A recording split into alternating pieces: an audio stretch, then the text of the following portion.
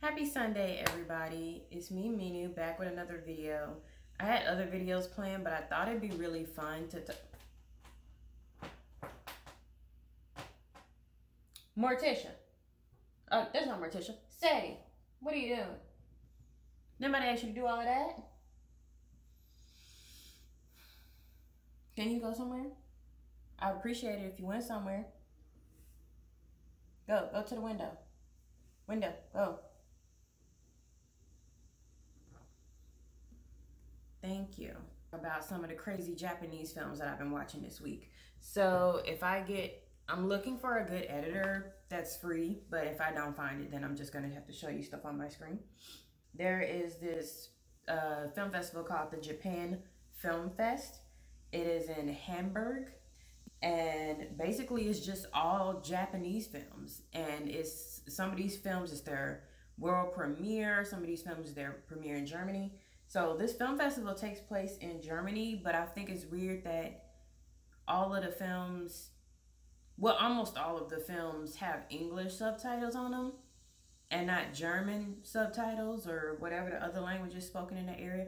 I just thought that was weird. There was like one film of all the films I've seen in the past 2 weeks that had German, I think it was German subtitles. So I just thought that was weird. But I paid for the season pass, which was like 90 euros or 100 some dollars. There's like over 100 films in here, but I wanted to focus specifically on a category called Naginata. And basically it means action and horror.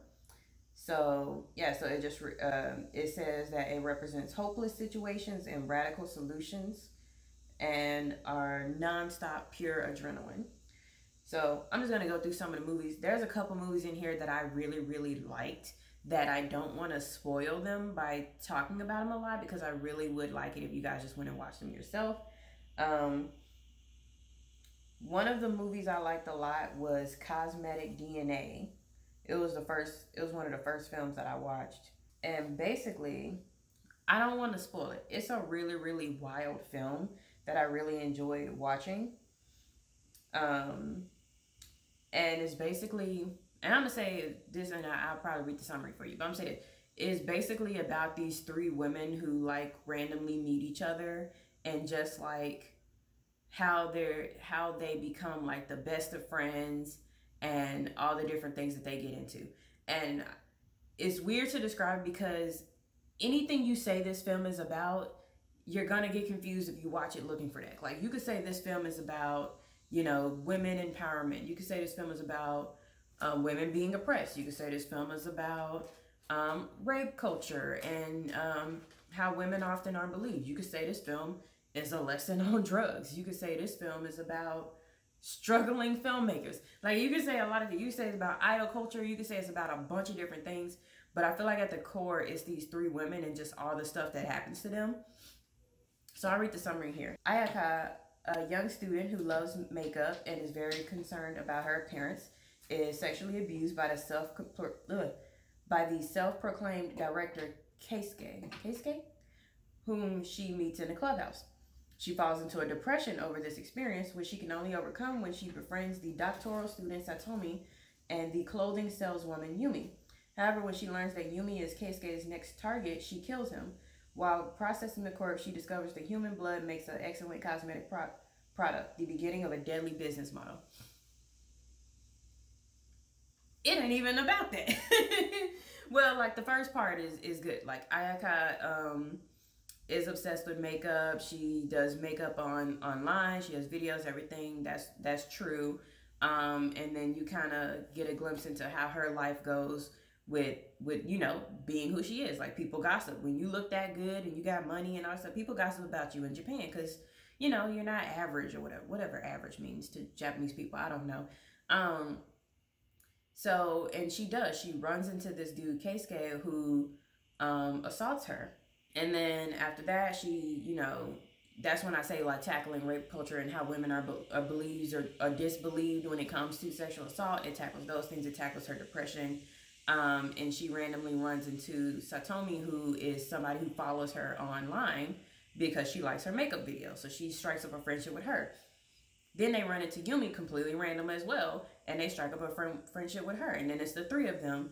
And you know, you get to really get to know all of the main people in this movie, and that's what I really like. And I'm gonna talk about this in the other videos, but what I really like about this film is that everyone is well developed, you know, and it doesn't feel forced. It's like, you know, you got Ayaka, who her whole thing is she wants to be beautiful. She loves makeup. She loves the art behind it. You know, she's into painting. Like, that's who she is. She's the creative, artistic person, and she does what she has to do so that she can continue living that lifestyle and like buying all the expensive makeup and everything.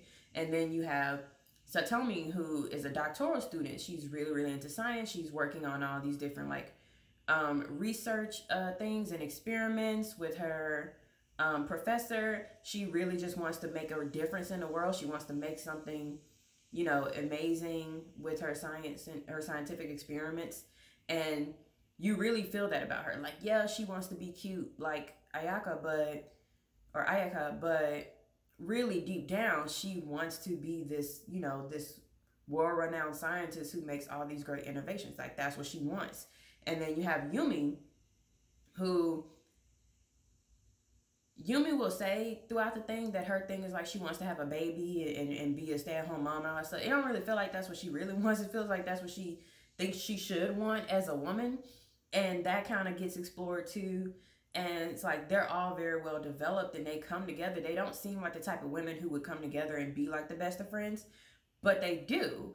And so you really get to see how that friendship unfolds, how they love each other, how they protect each other from these predatory men, how they have each other's back through everything and comfort each other through like their difficult interpersonal relationships. So that's all beautiful. I love it, right? That sounds like a really cool story.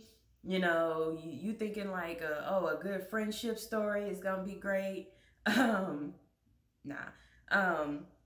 Keisuke, like the sexual abuser dude, he's also really well fleshed out. Like, when I first read this before watching it, I was thinking he was just gonna be some random dude who pops up out of nowhere and just like sexually assaults her, and then that kicks off the story.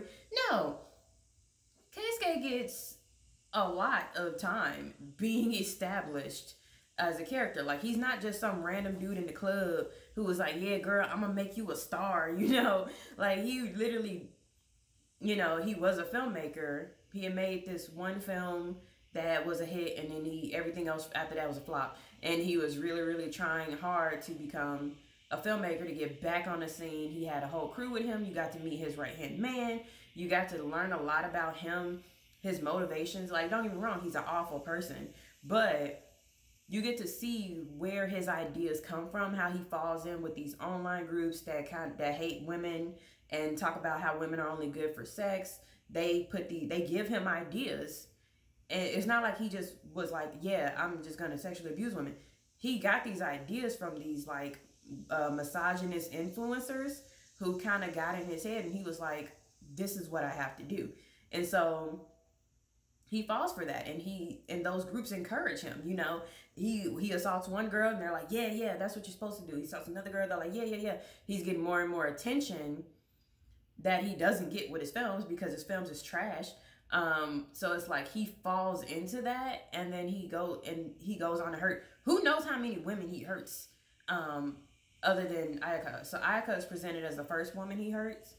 And because the police didn't believe her about what happened, he just walks free and goes on to hurt other women. And that's what I mean when I say you can talk about this in the frame of like, it's like rape culture, because he gets to hurt other women because of the fact that he gets away with hurting Ayaka.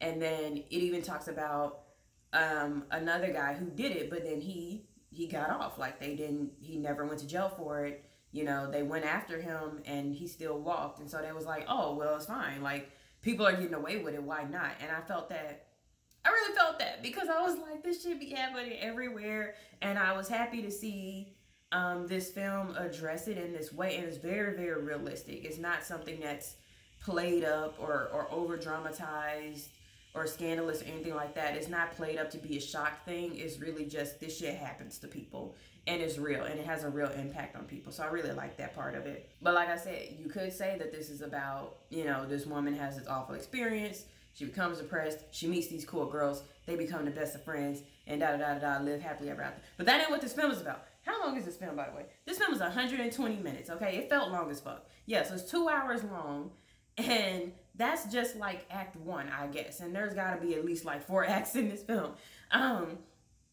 Because after all of that stuff happens, you follow these women through all of these. Sadie, what is you doing? You follow these women through all of these different adventures. So, like, you get to see more of what their lives like. So, you get to see more of, like, Satomi's, what her relationship with her professor is. You know, like, the domineering man who looks down on her, thinks she should probably be looking for a man and getting married, doesn't really take her seriously as a scientist. You know, you get to see in her struggles. You get to see Yumi's struggles because she does have a boyfriend. And you get to go home with her a few times and see that he ain't shit either. He ain't shit. He treat her bad, but she's only with him because she's trying to, you know, she really wants to have that whole, you know, get married, have a kid, da-da-da-da. But it doesn't, but it's like the dude she's with is like, he's garbage. You know, he treats her bad. You don't even know why they stand together, honestly. Like, if it were me, I'd be like, your ass can go stay somewhere else. You know, Yumi has a job. Okay, so she could pay her own bills, but you know, she's in this relationship that is bad. And so you see all of that. And then there's a whole nother section of the film where the girls get scouted by this woman, this talent. I don't know what you call these type of people, but they get scouted and they're like, hey, you should be idols. and so there's a whole arc with them being idols, and that talks a lot about fame and fans and like the obsession that your fans have with you. You go through all of that. Then there's this whole arc with them making a film that's supposed to give them more fame and attention. And then there's this underlying thing throughout where it's just like the women start to realize, you know, like, hey, we get along really well, but anytime a dude gets involved, shit goes wrong, you know. And it doesn't feel like it's made up, you know what I mean? Like, some people might watch this and say, oh yeah, they're just like overdoing it because they just really want to hammer home the man-hating thing and all that stuff. It doesn't feel like that, because every time a man like hurts one of them or tries to hurt one of them, it all feels like very, very real. Like, it feels like these are what these guys actually believe, and that's why they feel like it's okay to treat these women this way. And these women have to have each other's back to protect themselves against these predatory men. And, you know, that all feels real. But there's a whole other section of the film that is not grounded in reality whatsoever. And you see it all through the women's perspective. But then there's this whole point when you're like, wait, can I trust what I'm seeing anymore? Because it gets real trippy. It gets real trippy. Like, there's drug use, there's cartoons that pop up in this thing. Say, please don't sit behind my camera. But yeah, there's this whole time where it gets trippy when there's like drug use, and so there's like this distorted view of what's happening around them. So you get to this point in the movie where you're like, is this even real? Like, is this guy really here, or is he just a part of their imagination? You can't tell until the very end, when they do the aftermath and people are reporting on what happens. So it's a wild ride, and I do appreciate how the cinematographer, they play a lot with what you're seeing on screen. It's not just shot straightforward, this is what you're seeing. Like, you're seeing these things from these women's perspective. So when they are distorted, when they are depressed, when they are having anxiety about a situation, when they are panicking about a situation, you see that distortion through their eyes. So it gets really, really trippy, and I really enjoy watching it. And you know, if you go into it just being like, I'm ready to see these 3 women and their adventures, basically, you're going to have a good time. If you go into it thinking that this is going to be about makeup, because that's what the summary says, you're going to have a bad time after the first, like, 25 minutes, maybe. Like, because it is not about makeup. It starts with makeup. It ends with a whole bunch of stuff. I'm not going to spoil it for you. Just go watch the movie for yourself. Watch Cosmetic DNA for yourself and let me know what you think.